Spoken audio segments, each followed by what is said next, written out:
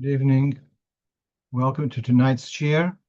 This is Parshas Shoftim, and it is the night going into the second day of Rosh Chodesh, Elul. So I want to share with you, first of all, something which came my way in a very interesting way, and that is that I had a reference to Lekutei Sichos, to Chelek Chav Daled, page 342, and by mistake, in my mind, it was to Chelek Chof, page 342, and I was writing to my colleague that there's something, the reference is not the correct reference. And I realized I looked at the wrong volume.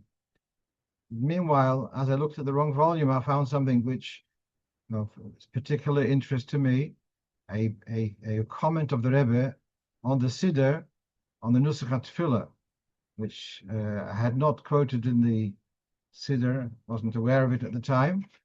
So I'm going to share that with you now. So this is from the Sichos of Tofshin Lamed Ches. And it was that winter that the Rebbe said the Sichos, he spoke from his room because of he wasn't well enough to speak to be in public. And those Sichos were subsequently muga by the Rebbe, and they were later included at the back of Chelek Chof. So the winter of Tofshin Lamed Ches Sichos are printed in the back of volume Chof of Lekutei Sichos. Now, in Parshas Avodah Zoroh, the Rebbe talks about Yaakov ve'Esav hamurim beparsha. There is an Esav who is an Esav within the parsha, rather than the Esav who is lurking out there in a negative way. So in the Ha'orah, which you have on the screen, the Rebbe says the following.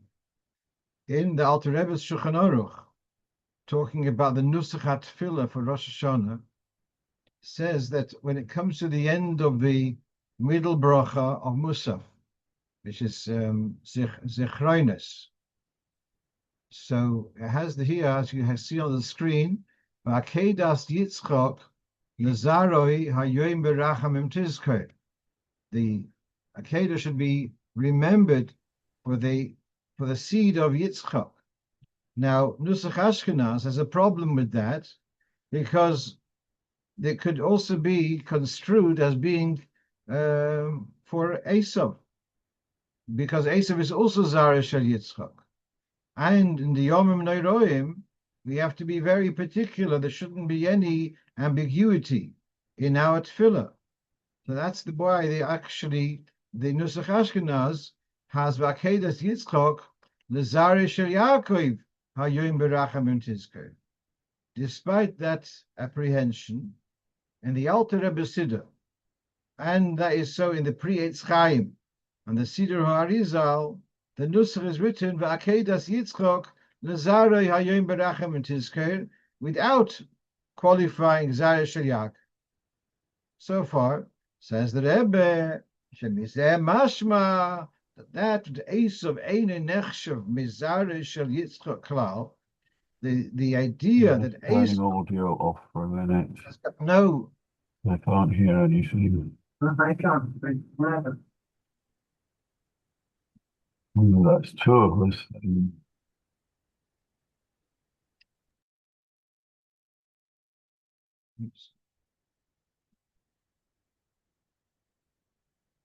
fact that Esav is not considered Zara Shel Yaakov, Zara Shel Yitzchok, is so obvious. So whereas Nusach Ashkenaz does see a bit of a doubt, but according to the Arizal, there's no shaychus. Esav has got nothing to do with Zara Shel Yaakov, Zara Shel Yitzchok. Therefore, we don't worry when we say this on Rosh Hashanah. You see this as sometimes there's a Torah said by a Rebbe more in a way of a tefillah, to interpret in a way that's how it should be Torah, to kind of dismiss any claim of Esav to the merit of Yitzchok. They'll be saying, according to the Arizal, Yitzchok, Esau has got nothing to do with to be Zerah of Yitz. Now, why that's the Rebbe's comment here. In my comments on the Siddur, I have a quote from Rabbi Menachem Azariah Mifano. He was a contemporary of the Arizal, also Mekubal, and he says, why don't we want to mention Yaakov here?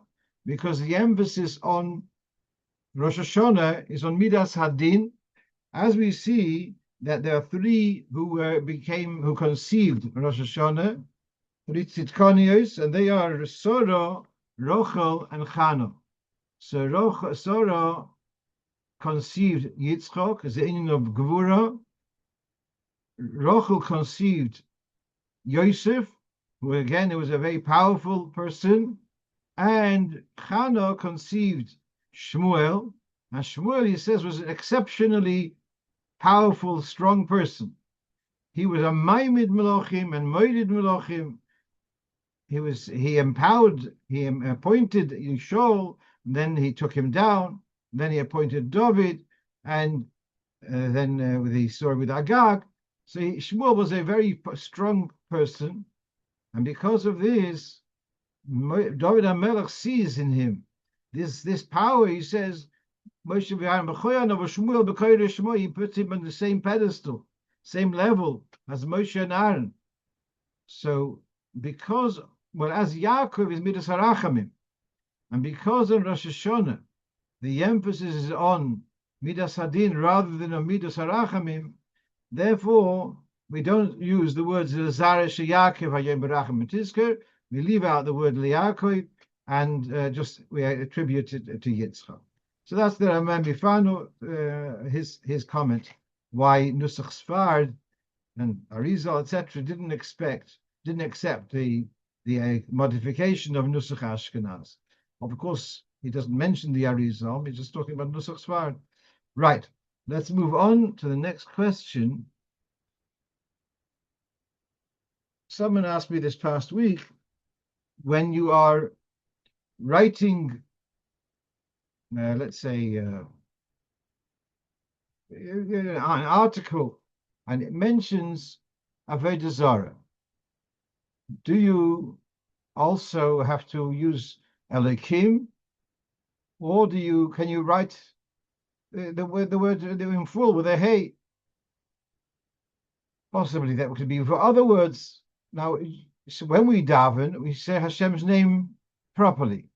But I'm not talking about Yud Kei Vav Kei, which we say Adni, but generally we pronounce Keil, Elokim, Shin Dal Yud. We pronounce them. But when it comes in conversation, even in good conversation, we will say Elokim, Keil, Havaya, etc. So here's the question: when it comes up a pasuk which has Elokim Acheirim, should you say Elokim Acheirim, or you can say it with a hey? Because after all, you're talking about Avodah Zoroh. You don't have to respect Avodah Zoroh. That's the question. So here you have on the screen from the Kaddish a short letter of the Rebbe. Murgal b'fi ha'olam, in response to your ha'arim, Murgal b'fi ha'olam, it is common in colloquial conversation to say Elokim Acheirim, b'kuf, with a kuf. Af shemedubar b'Avodah Zoroh, even though the focus is Avodah Zoroh. So who cares if you're going to be not respectful? V'ulai yesh lekasher im pirush Ramban devorim chof aleph chof beis k'nan chulu shechoshash chulu. Perhaps we can connect this with the words of the Ramban. Now this is the coming week's Sedre in Parshas Kiseitze, and we have here a mitzvah.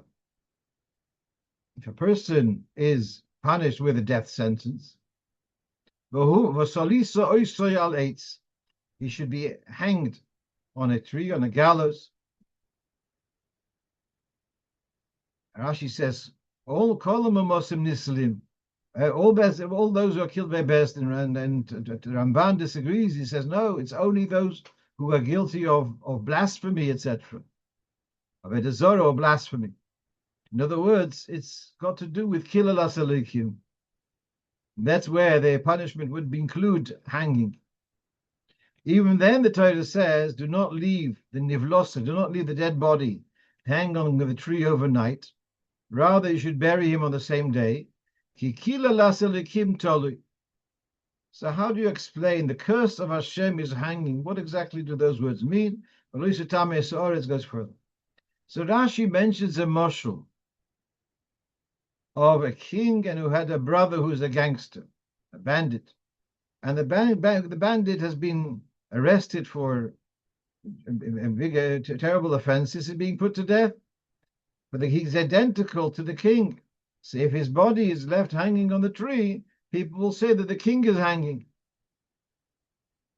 What's that got to do with anything? So Rashi says, from this pasuk, we're learning the mitzvah of kavura, of a person who died or should be buried. Why?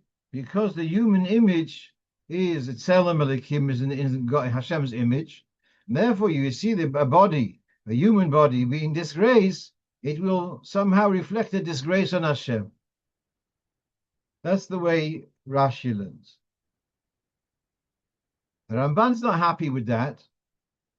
He says, well, you look at people don't know what Hashem looks like to say, oh, they'll see a body disgraced, think about Hashem. And he says this is limited to the poshtep shot, is limited to a person who was put to death because of his blasphemy and etc. So he's kilalas lekim tolu. Anyone passes by, they'll see why is this body hanging? Because he had been arrogant against Hashem, he cursed Hashem. So then that perpetuates his crime, his klola to Hashem, by the fact that his body is there, is going to be perpetuated. Therefore, don't leave it there. Take it away before nightfall. That's the way the Ramban learns. Okay, and then the moshul of the two brothers. He says it's a soid. But then towards the end of the Ramban, he quotes the following. Because there is the mitzvah of burial, and not to leave a body hanging. Earlier he talks about the sons of Shaul who were put to death at the insistence of the Givonim.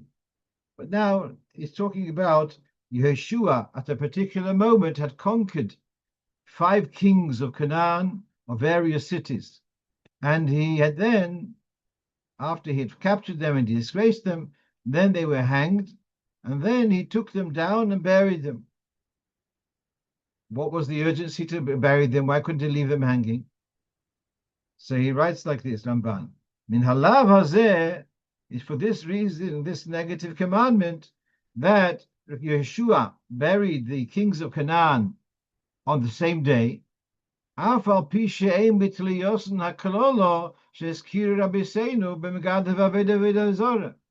fact their crime was not blasphemy. When you see the king of Hebron hanging, you don't say, oh, it's because he was arrogant towards Hashem. He was an enemy of the Jewish people, but it had nothing to do with kilalas alekim. So why was the urgency to bury him? According to the Ramban, it's only because of a reflection of kilalas alekim perpetuating the kalala. But I didn't quote on the screen.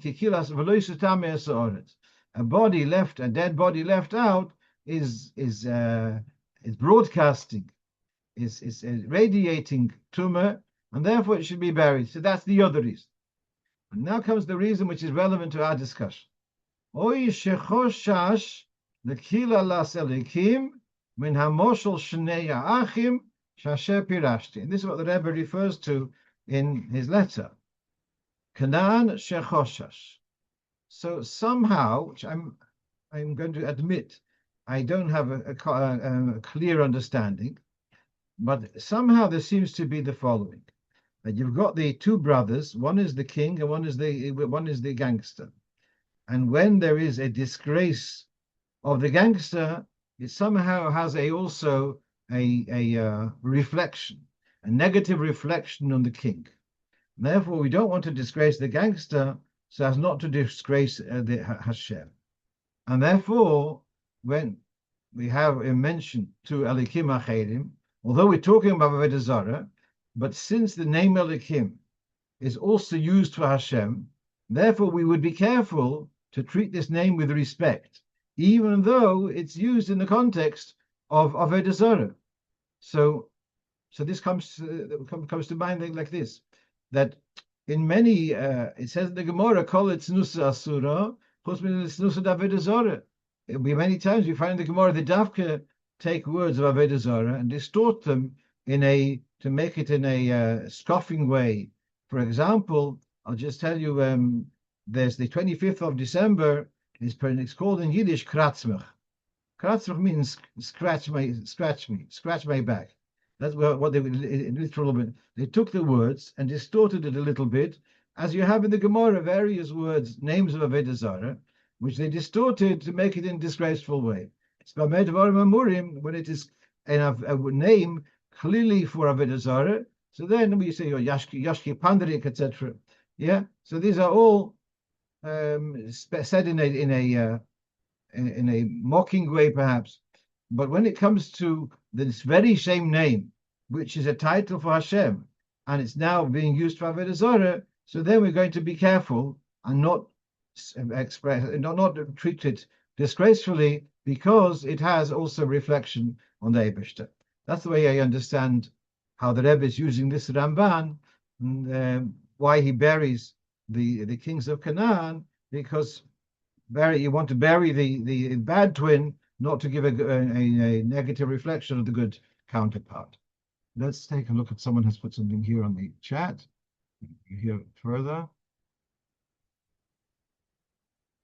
Okay. Let's move on. Okay. Our third question is about Kriyas HaTorah. Is what happens if you hear Kriyas HaTorah and it's not Parshas HaShavua? How much of a problem is that? And the particular application, the most likely thing is where you, between Eretz Yisroel and Chutz La'aretz, during after Pesach or after Shavuos. So now we have here a comment. Someone asked me this. He read in the Sikha from Tovshin Memvov 40 years ago, last Shabbos, and the Rebbe says the following: in Kriyas HaTorah, in addition to the fact that you have a parsha designated for each Shabbos, but overall there's the union of Kriyas HaTorah. As we find in Poskim, although it's not so well known, that reading a parsha in Torah, with the reading of a parsha in Torah, whatever parsha it may be, you're Yotze Kriyas HaTorah. So he's asking, the Rebbe is saying that there's a certain flexibility, perhaps. It doesn't matter whether you read Parshas. If you read last Shabbat, Parshas Rei, you read Parshas, I don't know, was Chanan or Parshas Lech Lecha. Nicht das gefährlich, yeah? That seems to be, there's a certain flexibility. I seem to recall that in some communities, when there would be a chasana, they would do Kriyas HaTorah, a different Kriyas HaTorah, not the regular parsha, just the cover the chos. So this fellow is asking if there is that flexibility. Yotze Kriyas HaTorah, whatever parsha you hear. If so, why do people make a whole fuss when they traveled from Eretz Yisroel to Chutz La'aretz, etc., to make up the missing parsha? To which I said there's two inyonim. Yotze Kriyas HaTorah is one thing. And then there's another thing, that you want to have the full repertoire, the full set of parshas. These are two separate things. One is the mitzvah Kriyas HaTorah. One is your own. Having gone through all the sedras of that year, so I looked around. I find here there's a sefer called Yom Tov Sheni Kehilchosoi, which is an excellent sefer dealing with lots of details about people traveling here and there, 1 day, 2 days, but also as a result is also the whole idea of the difference between Eretz Yisroel and Chutz La'aretz, and for Kriyas HaTorah has got to do with when the Achrish Pesach is on the Shabbos, whether it's considered Shabbos or it's considered Yom Tov. Good. So Rav Shlomo Zalman is quoted that on those years where there is there's a difference between Eretz Yisroel and Chutz La'aretz, the Bnei Chutz La'aretz and Eretz Yisroel are not mechuyev to make minyonim to have the weekday the Chutz La'aretz kriya. He mentions there that some people were said in the name of Moshe Feinstein that they should have every week another minyan for the Chutznikim to keep up the Chutznik kriya, like they keep in 2 days Yom Tov, should they also keep the kriya of Chutz La'aretz. Shlomo Zalman says there's no such, and even Reb Moshe is not really clear he ever said such a thing. If you want, you can do the first Shabbos. This is in many places in Eretz Yisroel. The first Shabbos after Pesach, when there's a change, they will make a minyan in a side room, and they'll do the entire Parsha Rishono, and Kohen will have the whole Parsha, and then Kohen of the second Parsha. And then they can just join the rest of Eretz Yisroel in their Kriyas HaTorah without a problem. So Reb Shlomo Zalman says it's not a chiyuv, but it's it's imroitzim. So, in answer to the question, how important is it? The person heard Kriyas HaTorah, but not his Kriyas HaTorah. How important? It's not so important. Having said that, there is, however, what happens if our whole community didn't have Kriyas HaTorah for some reason? We had in COVID, there was a situation, people didn't have Kriyas HaTorah. Could be, whatever it may be, the reason. So then we have here in Shulchan Aruch, in Siman Kuf Lamed Hey, Kriyas HaTorah, the Ramah writes, Im bitlu Shabbos achas, Kriyas HaParsha b'tzibur, if one Shabbos, what the circumstances were that they didn't have Kriyas HaTorah, the Shabbos habo koyin lois haParsha im haParsha hashayeches lois haShabbos. So the next week we'll read the missed Parsha together with the Parsha which is for that week. So the concept, what I'm bringing this here is the concept of not missing a Parsha it has got its source. It's not a chiyuv, but for tzibur it's something which they should be doing. In that itself, if this Shabbos we want to make up for missing a kriya in Parshas Re'eh, so then there's two ways of doing it. One is to take Rishon and Sheni of Re'eh for Kohen, Shlishi and Revi for Levi, and then the fourth Aliyah would be a part of Parshas Re'eh and part of Shoftim, and like we do whenever we have two seders joined. That's one way of doing it. And that approach very much brings out the point which the Rebbe is saying in the Sikha, that the connection of the Parsha to this Shabbos is not so rigid. Others are a bit more concerned about this, and therefore they say, similar to what we said just now, if they want to be mashlim Parshas Re'eh this Shabbos, you'd call up Kohen and you'd read with Kohen the whole of Parshas Re'eh until Sheni in Parshas Shoftim, and then from there you continue regular aliyahs of Parshas Shoftim. All right, let's move on. So here's a common situation where it's not a but if there's two chiyuvim in the same shul, and so they make an arrangement. Both want to daven for the Yomit. So one says, so they say, one will do till after Chazar Sashadz. And then they'll switch over. The other one will do Ashrei of Avodah. So someone writes to me that he heard that there's a problem with that because the Chazan on the second tefillah after Avodah says, Tiskabel tzloisen of Usain, may the prayers be accepted. But if he wasn't the Chazan for Chazar Sashadz, so then what's he saying? Tiskabel tzloisen. So my initial reaction was, I think I'm going to stay with that, is that it's not really a problem. Because the Chazan is a representative of the Tzibur. And the Tzibur can, at a given point, switch over. Instead of this one representing us, This we're representing us. So when the Chazan says Tiskabot Sloislim V'usin, does he mean the Chazaras Hashatz exclusively? He's talking about Shemona Esrei, and we all daven Shemona Esrei. That's when, all right, that's the way I know. But I looked around today, and I see here in the Piskei Tshuvos, he gives a reference to the Gesher HaChaim from Michal Tukachinsky, who wrote a sefer all about Inyonim B'Vavelus, and he writes the following. Now, this idea of switching over is mentioned in Mishnah Berurah in Siman Kuf Lamed Beis. That's where it mentions that Shchonoch talks about Kaddish Yosef, and there's a whole hierarchy in communities where only one person says Kaddish at a time. Then becomes a whole politic. Who is going to get this Kaddish, that Kaddish? There would be a whole way of sharing out. You live here, you don't live here. Who you're saying Kaddish for? The whole parsha, and the Mishnah Berurah put together. He calls it Ma'amar Kaddishin, a whole article about Kaddish. In that Ma'amar Kaddishin, he mentions this minhag of switching over, that one Chazan just does Chazaras Hashatz, and the other one does Ashrei V'Olitzin. But that's as much detail as the Mishnah Berurah goes into.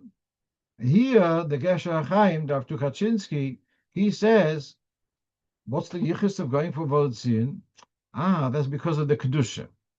V'Olitzin's got the Kedusha. And he says, therefore, if a person goes for the Omid for Ashrei V'Olitzin, and he doesn't do the Kedusha out loud, like you have in Litvish Shuls, yeah. So if you don't do it out loud, and you're not going to be prompting the tzibur to say together Kaddish, Kaddish, and the same thing with Baruch Kavod, if so, what's the point of you going for the Omid? With what are you a chazan? With what are you galvanizing the tzibur? And therefore, if you're not galvanizing the tzibur for anything, so that the Kaddish Tiskabel belongs to the first chazan. So this comment which he said, this is what Rav Tukachinsky is saying. Very interesting. So as I said, I'm not convinced that this is okay, the imperative, because you're chazan on behalf of the tzibur, because it's Tiskabel Sloisin of the tzibur. Now, go further. In the Piskei Tshuvos, where he brings this, and he says, what's so special about Avodah Zoroh? Because it has Kedusha. And this he quotes the Tukachinsky, Gesher HaChaim. Then he adds another thing, that in Avodah Zoroh, there's Hashem's name comes up 18 times.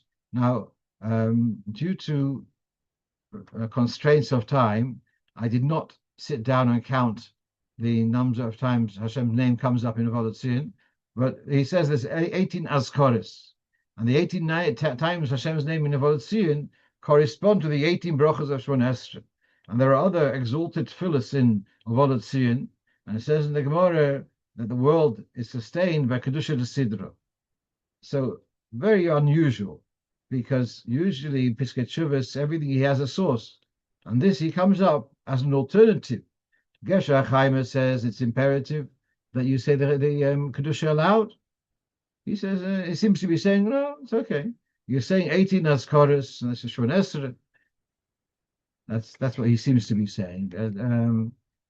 All right, so there is the complaint which was said has got a source.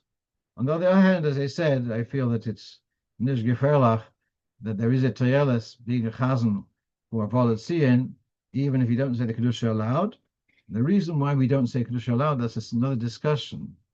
And I may have once mentioned this in the shiurim, the following, that it's quoted in the Siddur, my comments on the Siddur, that it comes the Birchas Krishma in Yotzer Oyer. So there we tell a story. We talk about first of all, we talk about the celestial beings as in the sun and the moon. Then we say, Tisbarach L'Netzach, we talk about the Malochim. And then, as we talk about the Malochim, we say how the Malochim say Kaddish. And they say Baruch. So we tell a story. And then we come back to Yotzer Moedes. That's the context there. So we've told the story. Then it comes to Chazaras Hashatz. So we say Kedusha together. We're saying Kedusha together with the Malachim. We say Naklishach, we have Yachad, Kulam Kedusha L'choy Shaleshu. We're saying it together with them. Okay. And it comes to Avodah, we kind of say, Yata Kodesh, Yoshev Tilus Yisroel, and you are holy with the praise of the Eden. And we start with Korzel Zaviyom Kaddish Kaddish. We start talking about Kedusha.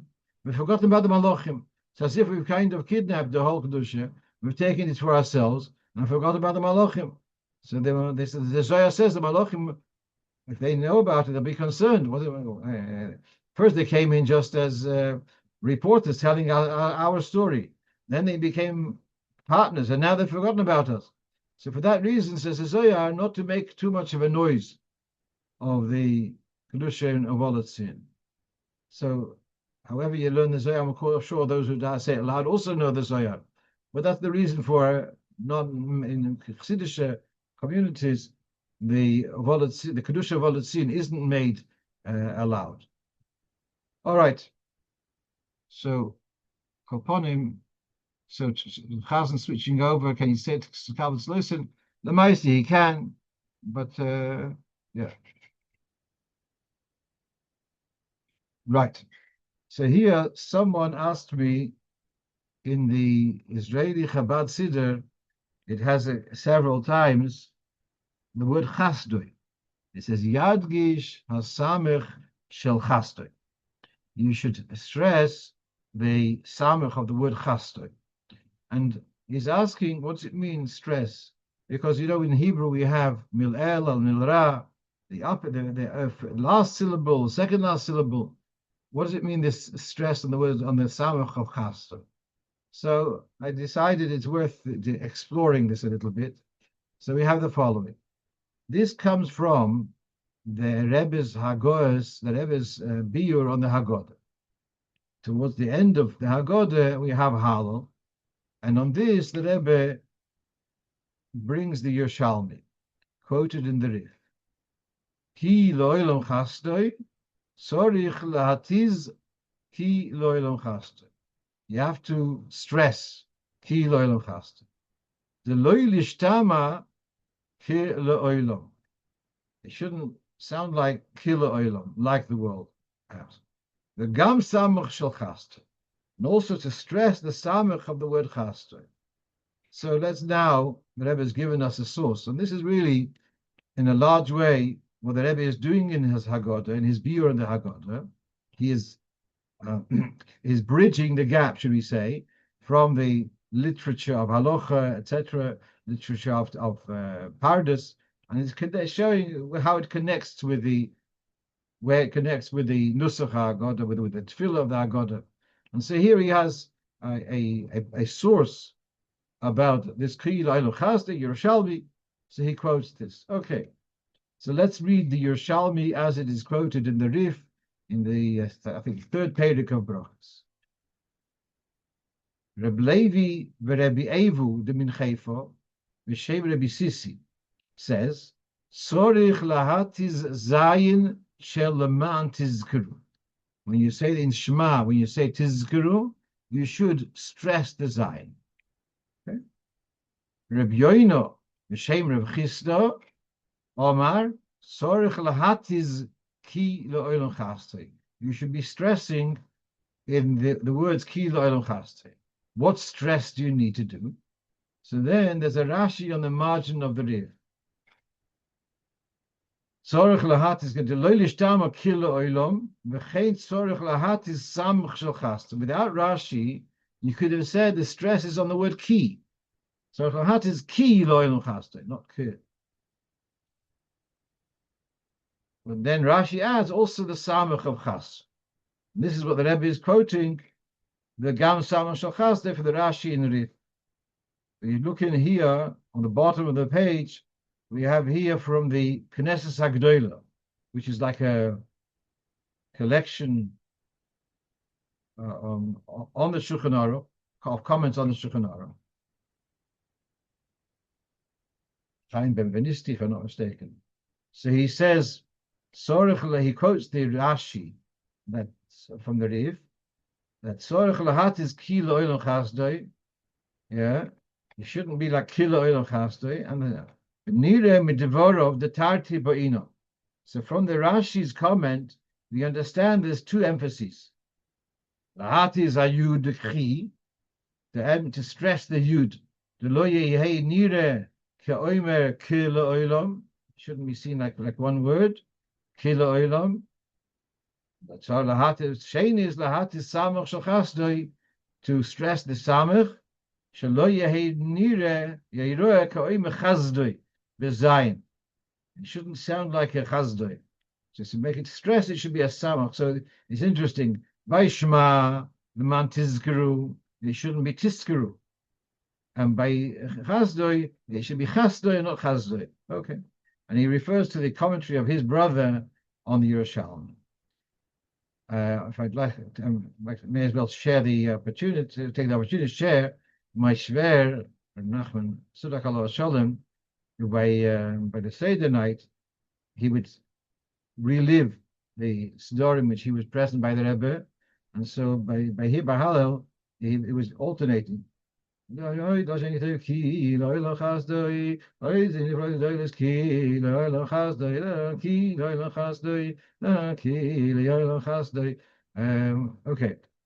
that was approximately the tune.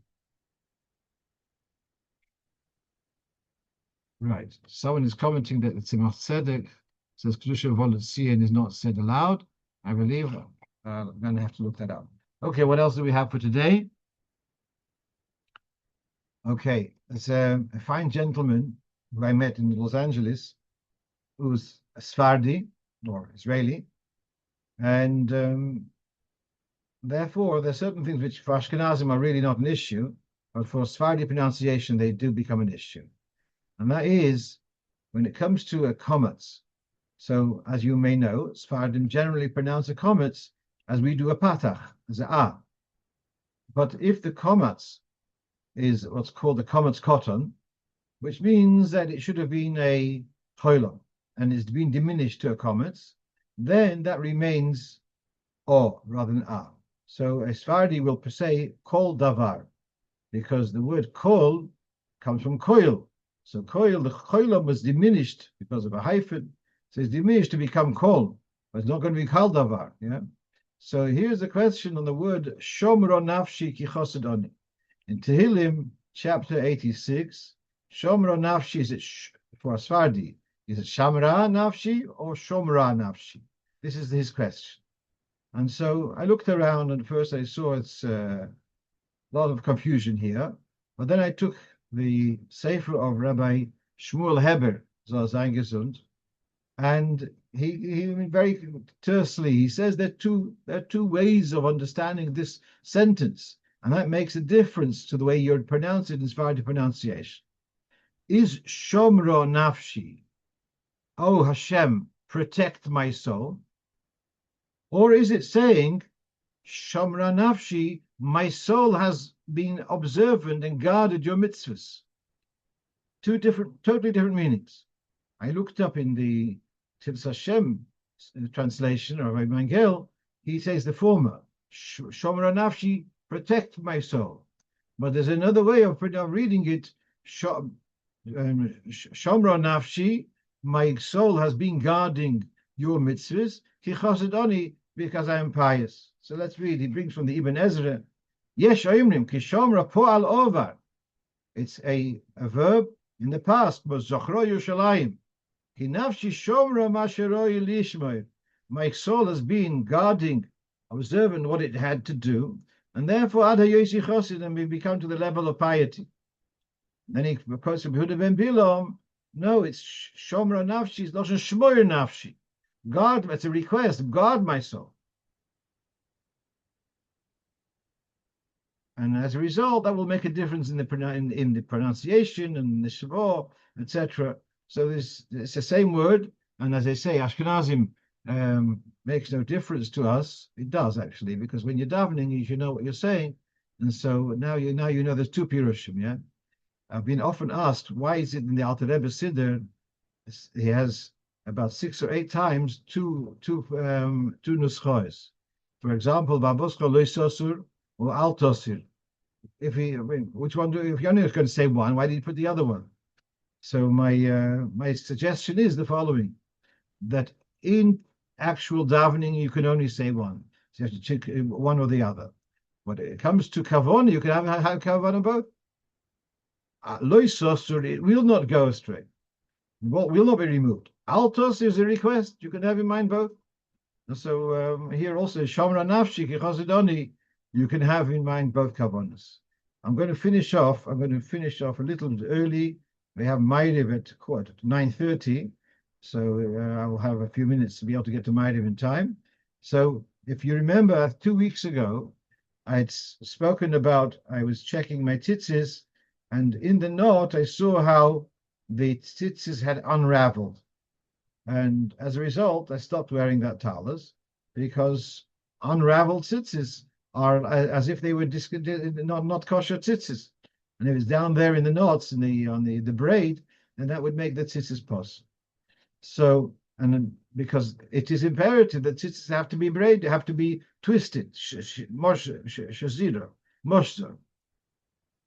So now, one of our listeners, Rabbi Potash, from somewhere in San Francisco, so he pointed out to me that in the Ha'oris Rabbi, the late Rabbi Bistritsky of Tzfas, he put together 2 volumes of the Alter Rebbe's Shulchan Aruch with comments. And later his son, Malamokir, Rebbe Soll sein gesund, he did it on Hilchos Shabbos, and recently published an excellent 2-volume set on Shin Chof Ches, thereabouts. But meanwhile, here's the comment of Rabbi Levi Yitzchok. So he wants to say the following: when it says that when the tzitzis have unraveled, they're not kosher, that's when it's made just of two threads, and they've been twisted over one another, and now they've unraveled.